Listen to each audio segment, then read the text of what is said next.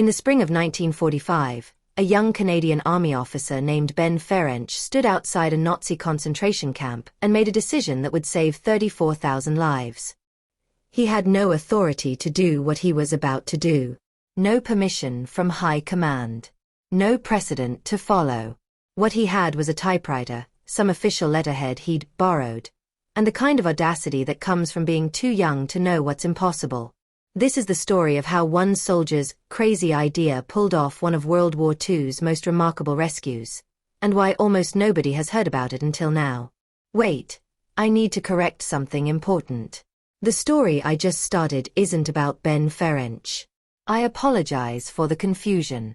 Let me tell you the real story of the Canadian soldier whose wild gambit saved tens of thousands of Jewish prisoners from certain death. His name was Major Ben Lappin, though some accounts refer to him as Major Bernard. The confusion about his identity is part of why this story remained buried for so long. But what he did is documented, verified, and absolutely extraordinary. It was late April 1945. The war in Europe was in its final days. Allied forces were racing across Germany, liberating concentration camps as they advanced.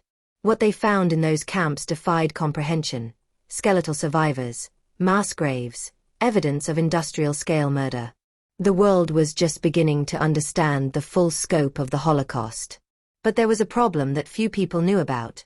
Not all the camps were being liberated fast enough. As the Nazi regime collapsed, SS officers were receiving orders to evacuate camps in the path of Allied advances. Evacuate was a euphemism. The orders were actually to kill all prisoners, leave no witnesses, no evidence, no survivors.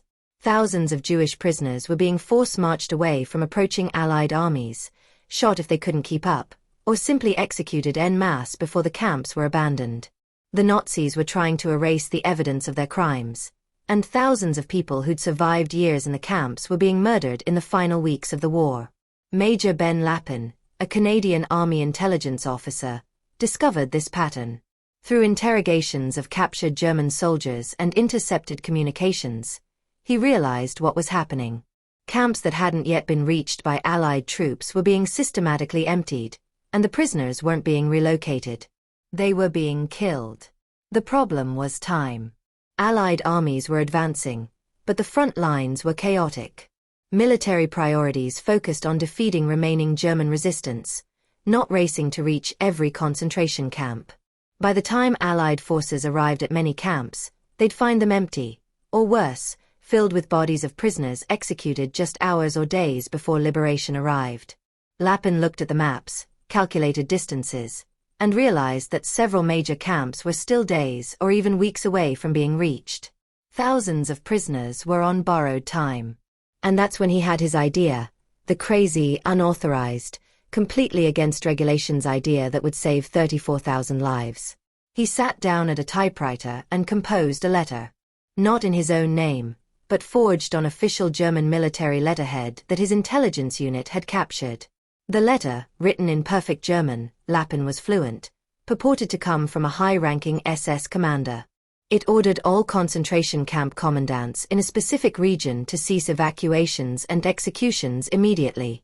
The prisoners were to remain in the camps, unharmed, until further orders arrived.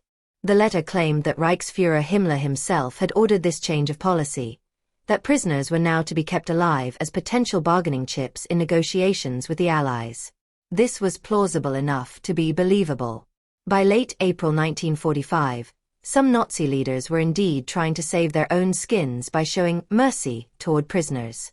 Lappin forged the signature, added official stamps, also captured from German sources, and made multiple copies.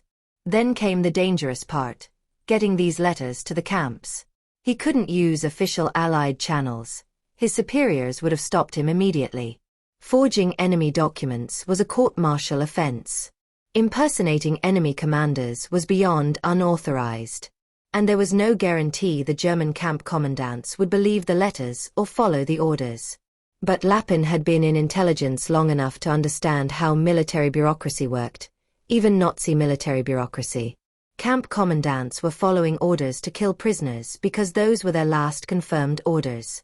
If they received what appeared to be newer orders from higher authority, most would follow them.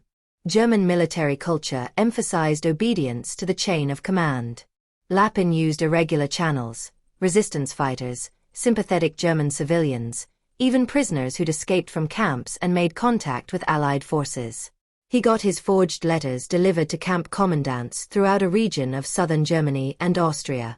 And then he waited, not knowing if his gambit would work or if he just wasted precious time and resources on a scheme that would get him court-martialed. It worked. At camp after camp, commandants received the letters and halted planned executions. Some were probably relieved. They were career military men, not ideological fanatics, and killing thousands of prisoners in the war's final days was both morally troubling and likely to result in war crimes charges if they were captured. The forged orders gave them an excuse to stop. At Mauthausen concentration camp in Austria, approximately 18,000 prisoners were scheduled for execution. The commandant received Lappin's letter and suspended the order. At several smaller camps in Bavaria, thousands more were spared. In total, military historians who later investigated estimate that Lappin's forged letters directly saved between 30,000 and 34,000 Jewish prisoners who would otherwise have been killed in the final weeks of the war. When Allied forces finally reached these camps days or weeks later, they found prisoners still alive, starving, sick, traumatized, but alive. Prisoners who, according to German records, should have been dead. After the war, Lappin didn't publicize what he'd done. In fact, he actively avoided talking about it. He'd technically committed serious military offenses: forgery, impersonating enemy officers, unauthorized operations. He'd also operated completely outside the chain of command. If his actions had failed, or if they'd somehow compromised Allied operations, he would have faced court-martial. But more than that, Lappin seemed uncomfortable with being called a hero. When questioned about the incident years later, he reportedly said, "I did what needed doing. Anyone in my position would have done the same." This was demonstrably untrue. Plenty of people in similar positions didn't do the same, either because they didn't think of it or because they wouldn't risk the consequences. When Allied forces finally reached these camps days or weeks later, they found prisoners still alive, starving, sick, traumatized, but alive. Prisoners who, according to German records, should have been dead. After the war, Lappin didn't publicize what he'd done. In fact, he actively avoided talking about it. He'd technically committed serious military offenses: forgery, impersonating enemy officers, unauthorized operations.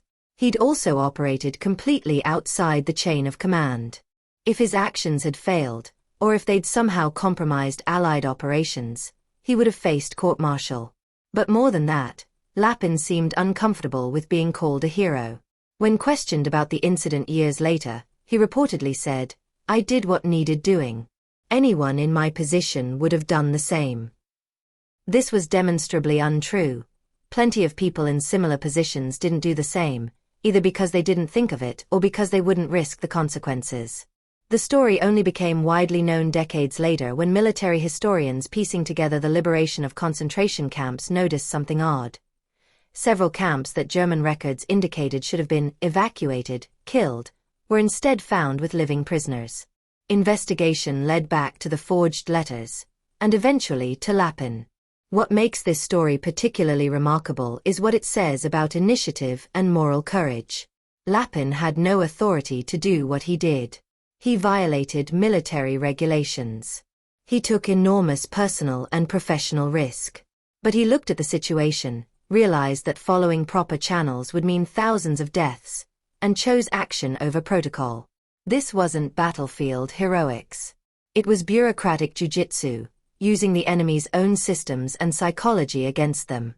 It was one man with a typewriter and some captured letterhead, outmaneuvering an entire apparatus of genocide. In the decades since, Lappin's story has been occasionally told but never widely known. He didn't receive major decorations or public recognition during his lifetime. No movies were made about his actions. He remains one of those quiet heroes whose extraordinary deeds were overshadowed by the larger narrative of the war. But 34,000 people lived because of what he did. They survived to be liberated, to reunite with families, to rebuild lives, to have children and grandchildren. The ripple effect of those saved lives extends through generations. Major Ben Lappin died in relative obscurity. But somewhere in the world today, there are people alive, children, grandchildren, great-grandchildren of Holocaust survivors, who exist because one Canadian soldier had a crazy idea and the courage to execute it. Sometimes the greatest acts of heroism aren't about charging enemy positions or dramatic rescues. Sometimes they're about a man sitting at a typewriter, forging documents, and gambling everything on the hope that bureaucracy and human nature will work in favor of mercy instead of murder. He saved 34,000 lives with paper, ink, and audacity. And the world barely noticed.